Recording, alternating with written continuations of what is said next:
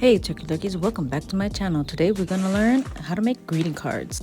We need cardstock, a paper trimmer just like this one, a scoring board, and of course a design.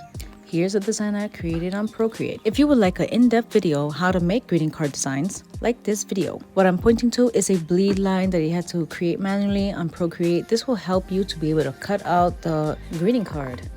Okay, now that that's up, I'm gonna maximize the amount of cards I have by putting 2 on one page, setting it to color, of course, and then I'm going to scale up the size to 100.5. The size of greeting cards that I normally make are A2, which is a lot smaller than your traditional greeting card.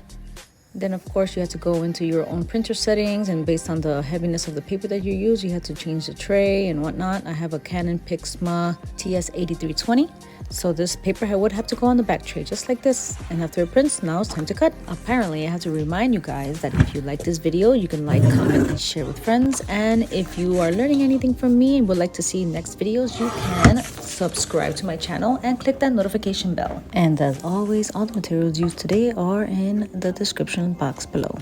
As you can see, the gray border that I created in Procreate is helping me to be able to cut the cards out evenly. Now that we're finishing up cutting, now for the fun part, doing the crease using our scoring board. Let's have a moment in silence and admire how satisfying this is. Wow. Now that we created the crease, it is time to fold it over. And there you have it, a greeting card. Thank you so much for watching. Okay, love you, bye.